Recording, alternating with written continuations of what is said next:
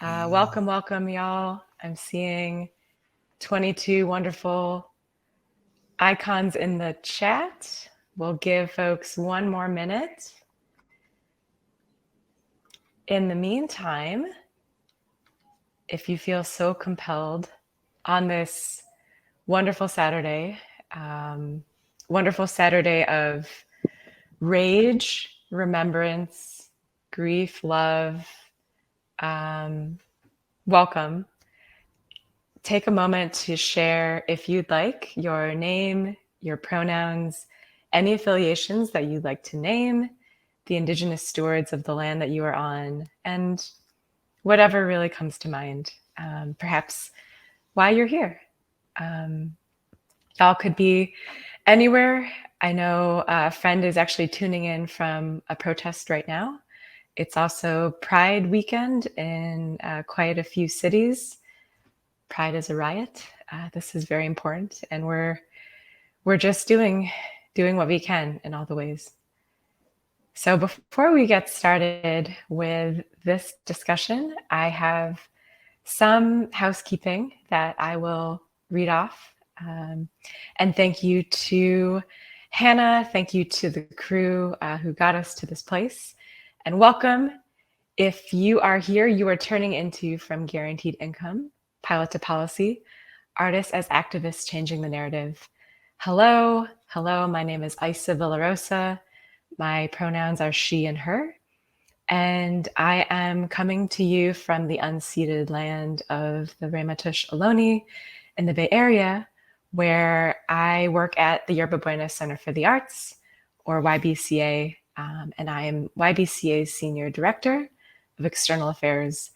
We have the wonderful array of sponsors to thank for this event today.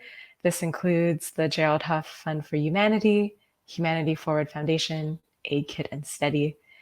And before we begin, I know many of y'all are Crowdcast pros. Some of you may have joined the AM session, but if not, if this is your first one, if you're settling down with your coffee, I know I still have mine, my first one of the day. Let's just hear a little bit about Crowdcast. So if you'd like to submit a question to the speakers, please post Ask a Question. Ask the question, and you can vote on questions already posted by other attendees. And in doing so, this will help us figure out the top priority questions. There's also a chat box where you can hold side conversations. We'll post some links. Anything that is in your world or in our worlds, let's share it out, because most of us, if not possibly all of us, are directly involved in the guaranteed or basic income space. So this is a community of practice. We have 45 short minutes together. And so without further ado, let's get started. If you have been in this conference space for a minute, and if you'd like to stretch, breathe, notice how your body's doing, take a minute. I know I forget to do it sometimes. I forget that I haven't taken the longest breath of my day. So if y'all want to do that with us, there it is. And if you're just joining us now, quick reminder, please share out your name, your pronouns, and any affiliations for us in the chat so we know who we're with today. But without further ado, drum roll, let's get started with some intros. And I don't really believe in lengthy intros. I think I'm seeing some nods from Kevin and Maura. So, I'm just going to kick it to both of y'all. And I know we've chatted about this panel, about our time together. Let's start with this. In sharing, a little bit about yourself, talk to us about what is your origin story. And let's start with Maura. Want to kick us off? Oh, yikes. Isa. Okay, we can kick it off. We can do this. Self to self. Yes, we can. Hello. Hi, everyone. I'm super honored to be here. I go by Mara Cuffey Peterson. I love the intro, or the way of introducing each other that you provided, Isa. So I'd love to offer that as well. I use she, her pronouns. I'm calling in from the unceded territory of the Lenape people in my favorite neighborhood, that is Flatbush, Brooklyn. I've lived here quite a long time, and I'm a neighbor more than anything, and I love being a member of this Black neighborhood. I am lucky to serve as the Director of Strategic Initiatives at Creatives Rebuild New York, which is where my guaranteed income origin story begins. That being said, I am a daughter, I'm a sister, I'm a wife. And so my origins all stem from there, and it's part of why I do this work. I'm lucky that I've been doing things at this special place between social justice and arts practice, which aren't so separate, but I find myself in the mix of those a lot. And I think also quite a bit about how do we move all this money around that's somehow in this world and not going to the right places. So I think that that question, that how do we move money to where it's supposed to be going, is also part of my origin story for this kind of work in this space we're in today. Thanks, Mara. And it's how do we move the money and what narratives do we need to get there, right? Yep. Kevin, Absolutely. my dear friend, say hi. Hello. Yeah, no, I want to sort of, continue in that tradition of Kevin Dublin coming to you from Ohlone land and what is now San Francisco, but it's still this land. And I guess my origin story for it all, I listen to a lot of speeches. I love language, and so I think it was where do we go from here?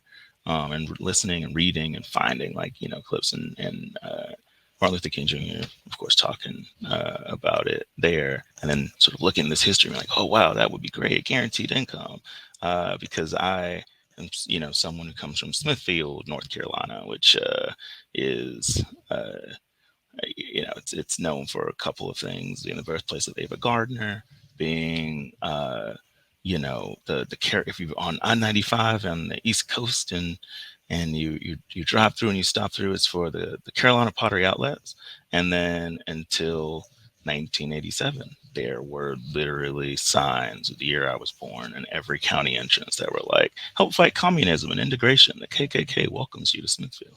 And so that's kind of like in poverty. And so that's kind of the origin of being interested in it, and then of course um, uh, energized with the conversation, returning and resuming, and all the pilots from Tubbs and Stockton to be Andrew Yang's presidential campaign and beyond. And yeah, I'm as just grateful, also just recipient and participant of a pilot program from Yerba Buena Center for the Arts. And so it's something that is that is a reality. And as we're going to be talking about today, like it's like, okay, we're we have these pilots, and where do we go from here?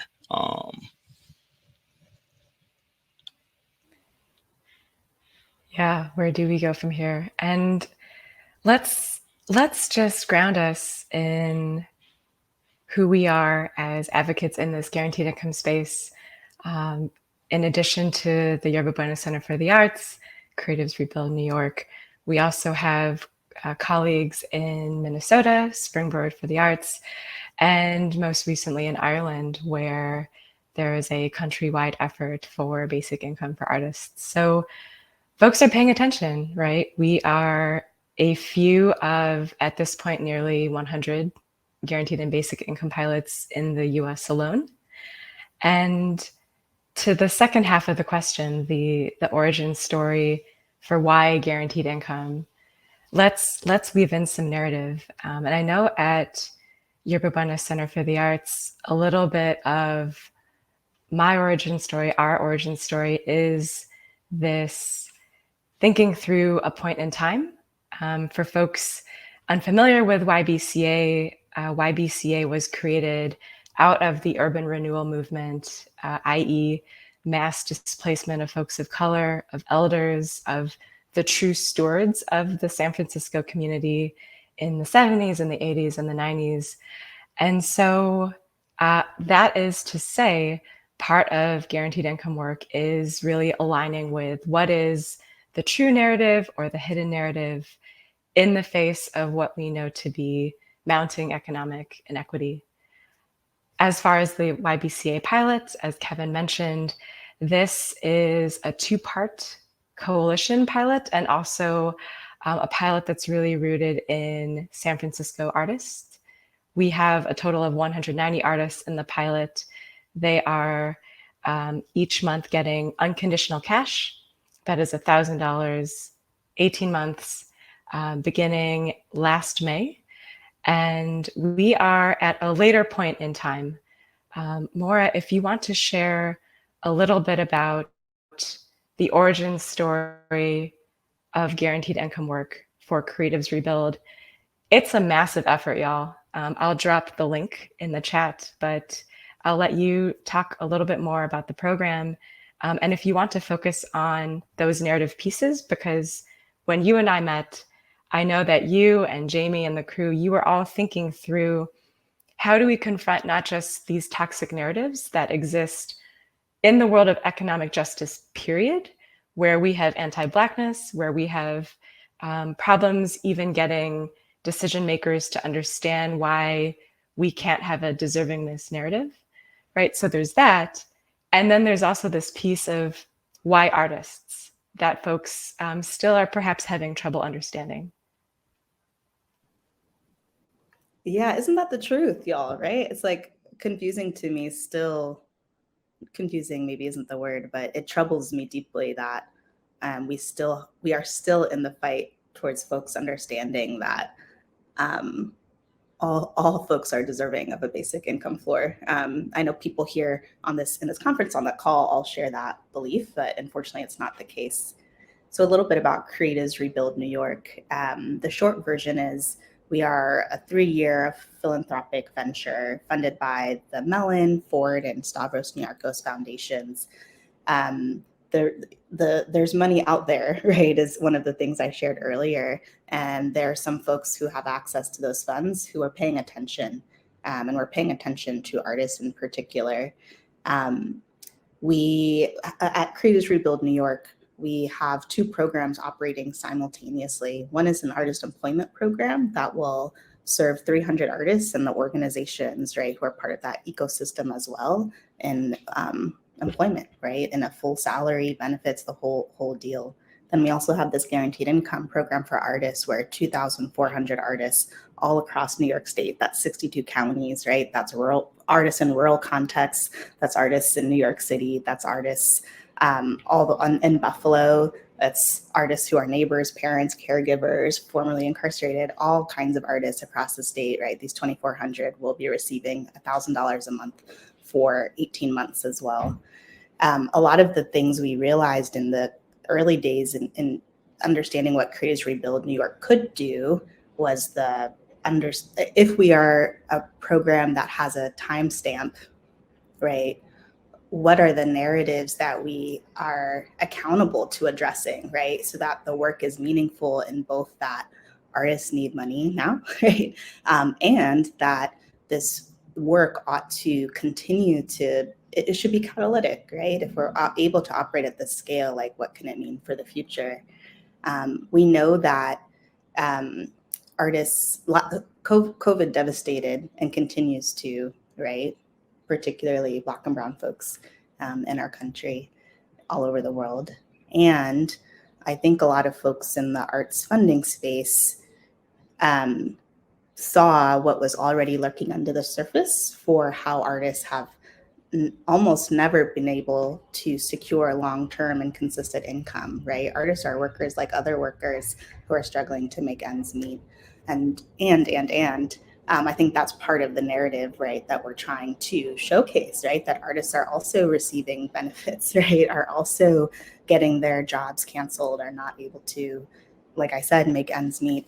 Not all artists are Beyonce, although maybe Beyonce's on our side. Did you all listen to the song? I don't know. Maybe we could get her to do some of this stuff for us. And we know that, especially in the early days of the pandemic, who did we turn to first for consolation, for comprehension, for solace, for comfort? I maybe said comfort already. We turned to artists, right? We turned to poetry. We turned to music. We turned to performance. I think that, anyway, I have more to say about all that, but I want to stop because I want to hear what Kevin's thinking as well. But for sure, we have a huge opportunity, and we're really thrilled to be part of implementing a program at this scale. And there's a lot more to do still with that in mind around, like you said, Isa, some of these toxic narratives. Yeah, and just to uplift some reminders in the chat, please drop in your questions. I know we're ripping through the who, what, where of these two pilots. I've also dropped the links in the chat if you want to, on the side, #sidebar, check them out. Origin story, Kevin, you and I met at a cafe where you were talking about your work as an artist, as an activist, as an advocate. It runs in your blood. Tell us a little bit about what guaranteed income as a concept means to you, but also as someone who's living and breathing this advocacy and pushing for these pilots to turn into something bigger, bolder, sustainable. Right. Yeah, no, I mean, it's something where if I had to trace that, like the origin of it, it would be something that my mom would always say. She would say, anywhere anywhere you go, like leave it better than you found it, and anything you use it better than leave it better than you found it.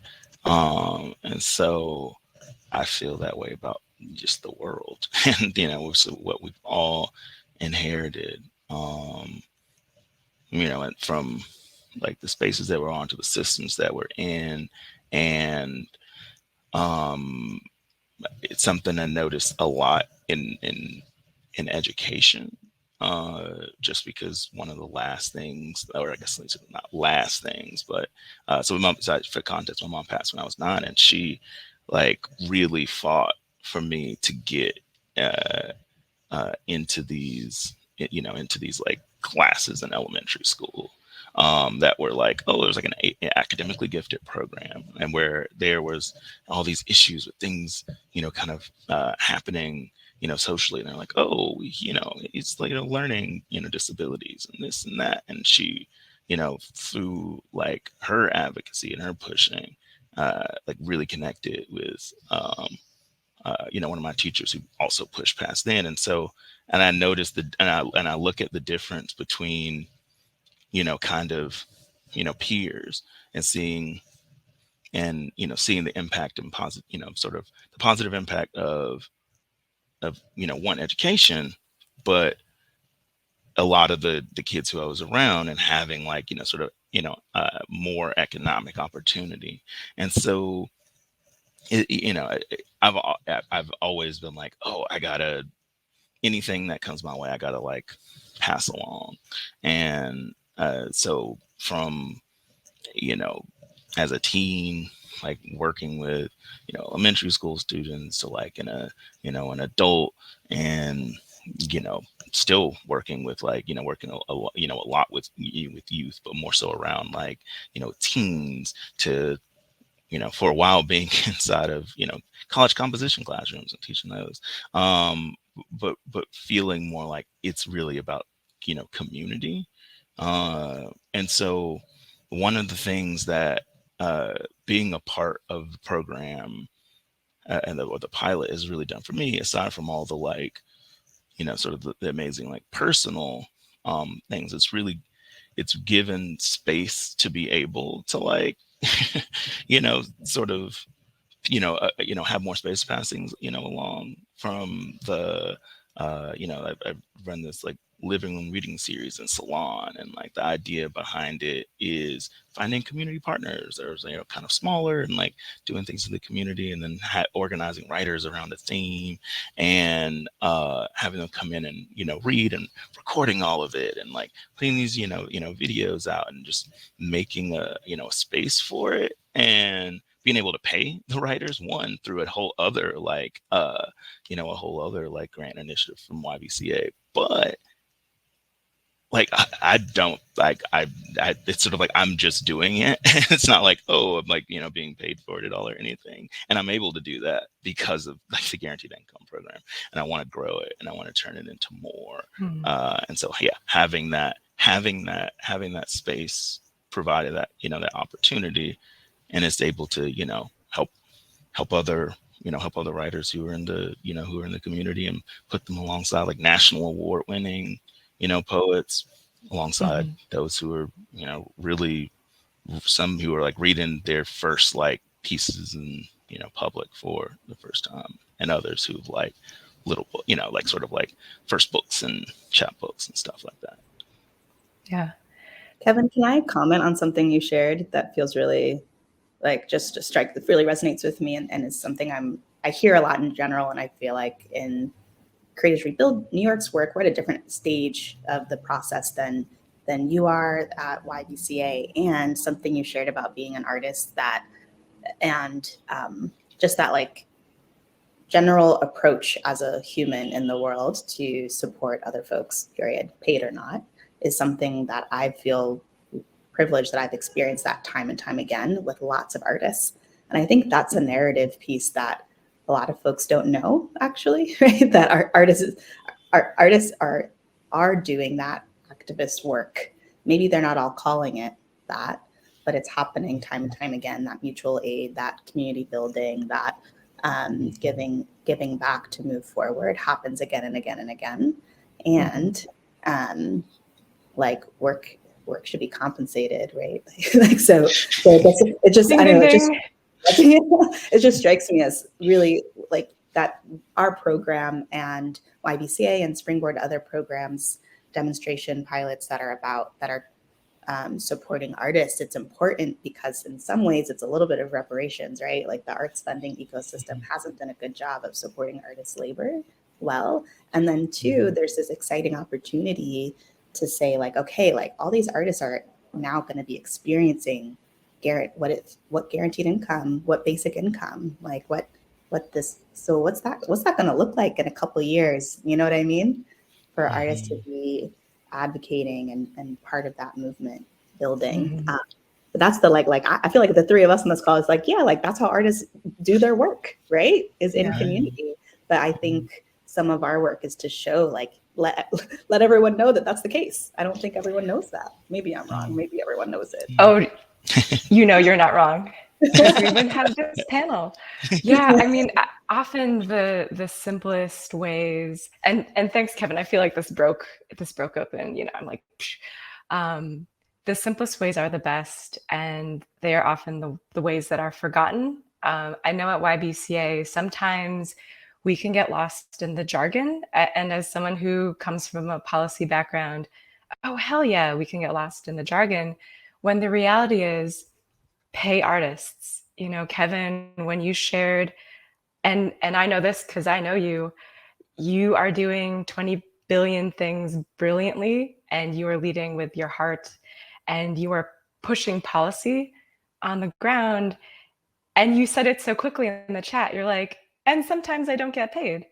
So some of this work is really, how do we confront the violence of capitalism that sort of lulls us into the status quo that goes back centuries, right? We all know this. We all know the sort of very Eurocentric La Vie Boheme mentality that we're fighting against. And that often manifests into the modern day workforce system. Even the fact that when we look at the state of at least American arts, it's super bifurcated, right? You have sort of workforce development. Yes, there are some policies where we're at least trying to put words naming that we need to better integrate, often those don't have the funding we need. And often we're still super reliant on a very, very small elite circle, white circle of grant making, where the same folks or the same orgs get turned to you again and again, right? So just wanted to bring that up because Kevin, you said it so smoothly. When the reality is like, pay artists. Another thing that comes up for me in the narrative change work of guaranteed income is often we hear guaranteed income as a trust-based model. Something doesn't deserve your trust if it's not paying you, right? A system doesn't deserve your trust if it's not serving you and serving your humanity. So also love the chats popping off. And this maybe brings us to our next question. When the three of us talked, we all agree that this can't live and die with GI. And Maura, you know, we've been in the trenches a little bit. We talk about some of the trials and tribulations of implementation. Over at YBCA, Stephanie is our wonderful colleague who leads our guaranteed income implementation. And on a day-to-day basis, she's thinking through, how do we keep this defective safety net from being less defective? Often for artists and many people who are in guaranteed income pilots, it shouldn't, but it is often an either or for benefits, right? It's sort of this math of, can I participate in this guaranteed income pilot, but will I lose my Social Security? And as we know, because there is not yet a national policy, right, that's protecting this money, and because our safety net is so woefully inadequate, on top of the extraction of the criminal injustice system, right, on top of all of that, we have this to grapple with in these pilots. So for both of you, and maybe more, we can start with you, over at CRNY, thinking through the what's next. I know that y'all are just at the start, so this can be a little broad, but thinking about sustainability, thinking about pilot to policy, what's coming up for you all?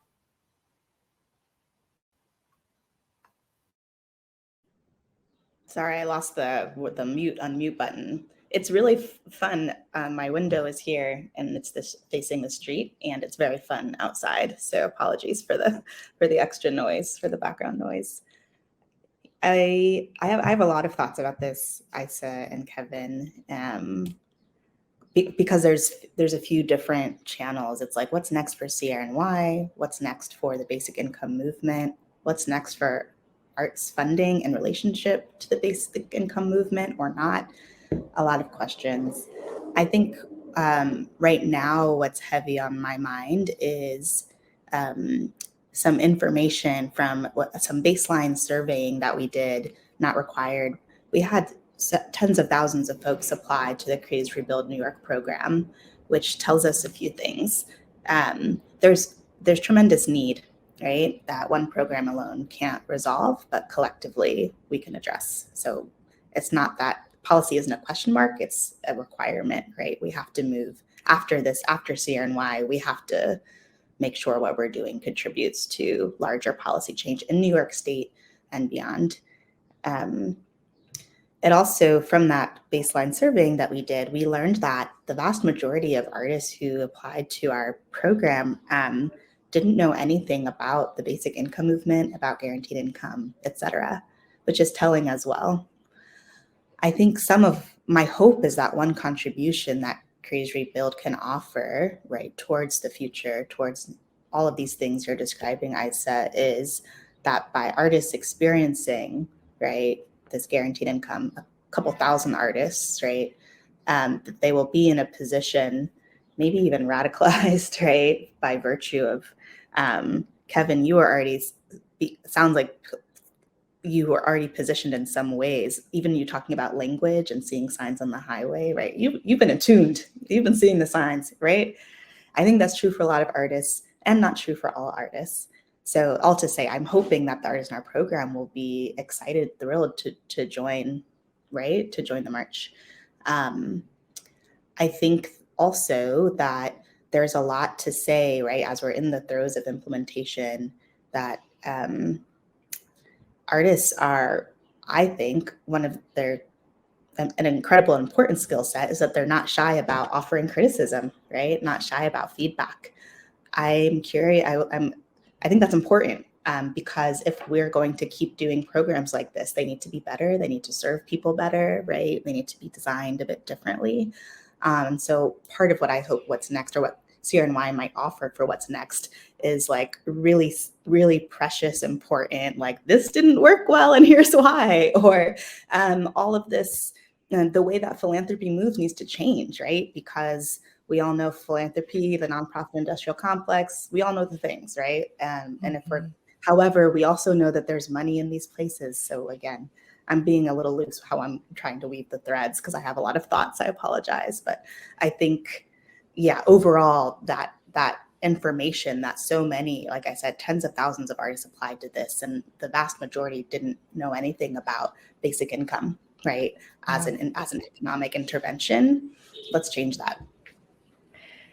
Yeah, and Maura, never apologize for your big and beautiful thoughts. So the magic word for me, criticism.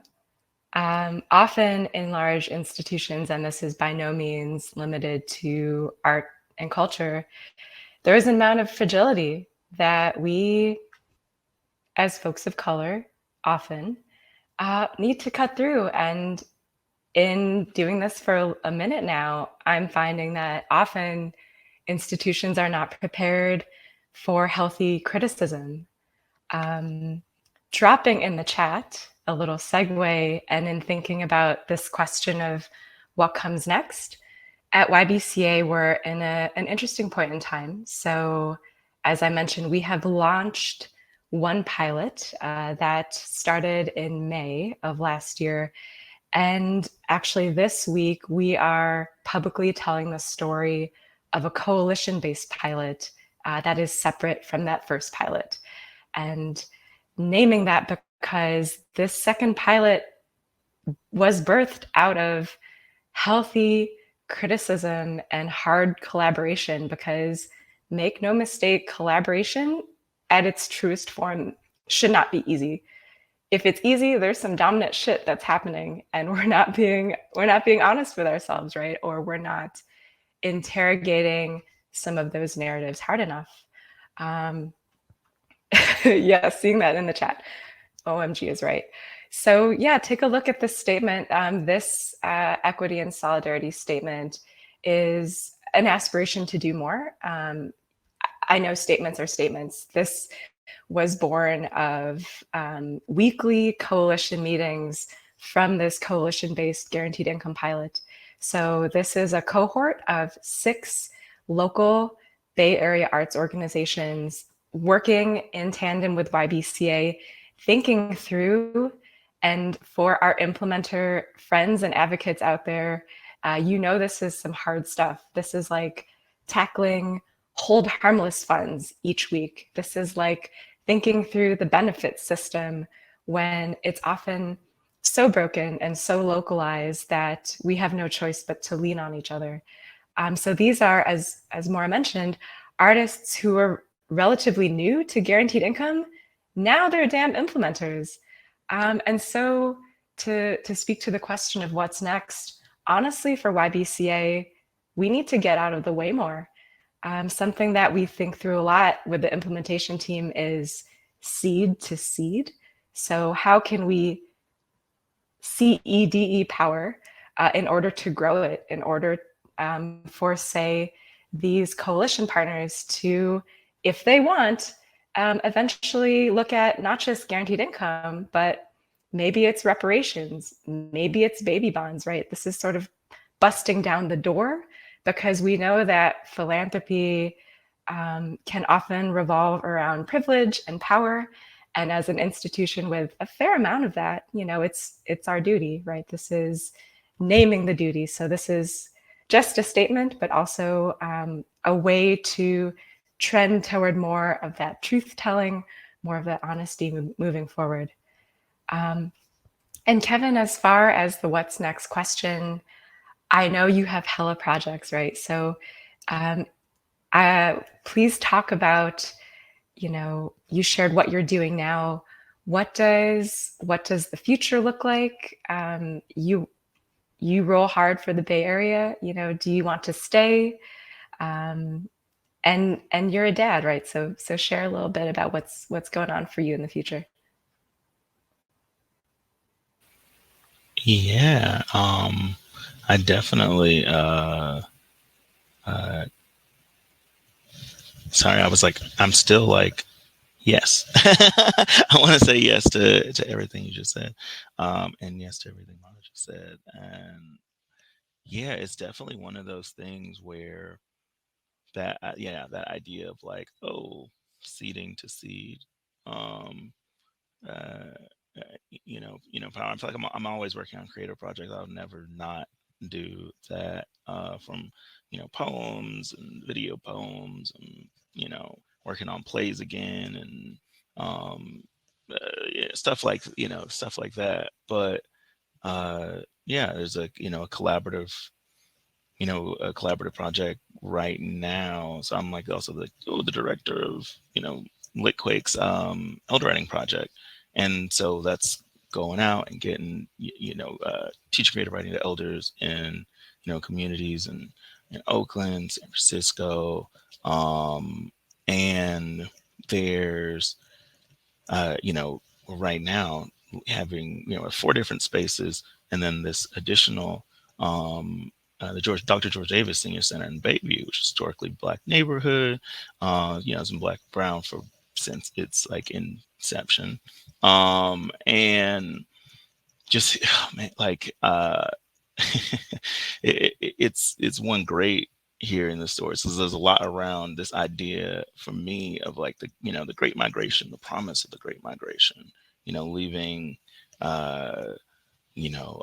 folks are leaving the South to go north, to come west, to sort of migrate out of the country, and what the promise was supposed to be with that, and what was fulfilled and not fulfilled there, and hearing you know hearing stories from the elders. I mean, I'm moved by someone like Mr. Franklin, who honestly, like, I mean, everyone, but specifically because he reminds me a lot of my dad, who he's turning 88 in August, and Mr. Franklin is, and we on Wednesday it's like, oh, he's wanted to read and write like his whole life. Like, we right now, he's illiterate, and so right now, like, we just record and transcribe his stories about literally moving to hitchhiking from Florida to San Francisco. Was it June 16th, 1959? Is when he made it, and going to the beach and walking to Geary and Fillmore, and being like, oh, this is nice, I think I want to stay here, and just kind of making his way. I guess sort of the next thing is, it's like, oh, I'm like, I have not taught adult literacy. I'm like looking at resources. I'm reaching out to spaces, and I'm like, oh, it's like, I want to help you learn to read, because he's like, oh, he still wants to do it. It's not too late. And I just want to, yeah, I want to. I mean, my radical vision is, I'm like, oh yeah, eventually I want to have the living room be something that is really an incubator for other writers and artists. It's like there's so much around, because of like bureaucracy and the sort of the language of privilege. Access to a lot of these resources are sort of cut off and limited. So it's like, okay, well, this is the space that we're we're in, the reality we have to deal with. So until we can destroy and rebuild, and as we continue to destroy and rebuild, like, that's like, you know there are things that I already know. There are so many friends who know more, and so many in the community and new friends I've yet to meet who know even more, or different things. And it's like, okay, how can this all spread, and so that the access can be there? Because I've heard things in spaces, I'm sure you both have, of like, oh, this grant has so many more DEI requirements, and like it's like, whoa, why is that? Are you saying that like it's a bad thing? Like what's what's going on? So yeah. Mhm. Yeah. I want to use "To all the friends I have yet to meet" as my next toast. I think I will. I'm gonna write that down in my head. And Kevin, that actually dovetails perfectly into someone in the chat has asked a question. Um, I'm often disgusted by the gatekeeping of wealthy foundations and the nonprofit industrial complex. Can you speak to this dilemma? And just, we all, it's easy to forget that philanthropy was wealth building historically and currently, right, for an elite few. Maura, I know we've talked about this before, and even thinking about the idea of rebuilding suggests that the original thing that was built was working. And we know that that's not the case, right? But we also know that, Kevin, as you named, we have the power, and this is partly about us mutually, collectively reminding each other that we do have the power. I mean, Kevin, what you described, this incubator model where it's generative and of community, like that's what it is. Maybe it's co-ops, maybe it's solidarity economy. But Maura, yeah, if you want to answer that question in the chat. And we are running out of time, and I know Kevin has a poem for us. So let's do a little 1-2. Maura. Yes, to everything. The nonprofit industrial complex is a lot of things, and for sure, it's that it's the system, it's the tax code, right, of why nonprofits exist to begin with, and essentially were ways for wealthy people to hoard their wealth, right? It's like actually like capitalism to like the worst effects, which it already is. Capitalism is, it's baked in, right, for people to have and some to not have. And so while lots of us who are trying to do really good work inside of nonprofit systems, right, to do good, were thwarted because of what the system entails, which is wealthy people maintaining their wealth, right, and not distributing it in the way it should be. And I agree with that comment that it is a lot of things: toxic, bad, disgusting, a lot of it. I think there are a lot of folks in philanthropy, workers, who are looking to dismantle it actively. That's complicated, of course, working on the inside versus the outside, whatever that means. There's political action and values systems undergirding how people decide to do that. And I think there's, what do I think? I'm curious about what philanthropy's role could and should be in the basic income movement, right? If there's wealth that should be moved, what can they do? And I think some of what they can and should do is start bringing in the lawyers to start looking at our tax code, right? So that we can move that money with more ease, and in a way that doesn't shore up billionaires, basically. So that's some of what I think about that. I think a lot about this all the time. So if anyone wants to send me a little email, we could do a little study group or whatever on how we do this. Let's do it. I love that question. Study group. These nerds are excited. I know my little nerd heart is excited about that. Yes, Amanda dropped in my email in the chat as well. Y'all, we are almost out of time, and I want to practice what I preach and seed, C-E-D-E. So I'm going to give it up to Kevin, who's going to take us home with some closing remarks, closing poetry, closing brilliance. Oh, the pressure. No. Thank you, Isa, and thanks for this, the space. And yes, Mara. Like, yeah, that's the thing.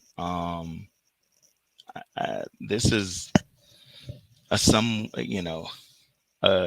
a relevant, somewhat relevant piece, and that is it's called Political Dissonance. It's written, it's a contrapuntal poem, which basically means it's moving in two directions. There's two columns. Actually, I think I just share. Yeah, I'll do that. And what I feel, especially, this is something that is about one thing, but is also about many other things, and is something which, especially after, you know, yesterday, and the many days before, and if we're not careful, the many days after, to sort of keep that like I think about a lot. Political dissonance. Civility isn't really not genocide. Whole earth to turn on solar carousel. Congress kneels and kente cloth still. A crow murder scatters from lampposts and will again into legislation or empathy like half a sun rises behind Bay Bridge. Gives as easily as door with warrant with no knock. The work of hunters is force, contusion, laceration, bruise, blood in wake of ship arriving at dock. Constitution of the water red near Pier 1. Ripples as easily from head, from mucosal lips, wrists as kneecap on neck for 8 minutes 46 seconds away from being the long limp. Phoenix Bill, wide open on Coit Tower, entrance to the unknown. You don't know black martyrs make nothing happen. In America, don't matter. Don't you hear Tupac's mouth tear open over, holla if you hear me, till they kill you over and over like lit end of cigarette drag in the same streets you hold signs in. Civility is really a cover for genocide. California poppy begins yellow, bleeds orange. Motherfuckers watch you die. Gold screaming out from the pistol. Tell you, you can only vote or donate. There is no other system worth saving. Say you're crazy. Beg you contain rage. When patriots made this nation with grenades after end of pen letters on page. Civility isn't really not genocide. Congress kneels and kente cloth still and will again into legislation or empathy. Gives as easily as door with warrant. Force, contusion, laceration, bruise. Overturning constitution of the waters, red from head, from mucosal lips, wrists seconds away from being the long limp entrance to the unknown. You don't in America. Don't matter. Don't holler if you hear me till they kill you in the same streets you hold signs in. California poppy begins yellow, bleeds gold, screaming out from the pistol. There is no other system worth saving. Patriots made this nation with grenades. Whole earth a turn on solar carousel. A crow murder scatters from lampposts like half a sun rises behind Bay Bridge with no knock. The work of hunters is blood, and wake of ship arriving at dock near Pier 1 ripples as easily as kneecap on the neck for 8 minutes 46. Phoenix Bill wide open on Court Tower. No black martyrs make nothing happen. You hear Tupac's mouth tear open over and over like lit end of cigarette drag. Civility is really a cover for genocide. Orange. Motherfuckers watch you die. Tell you, you can only vote or donate. Say you're crazy. Beg you contain rage. After end of pen, only letters on page. Thank you.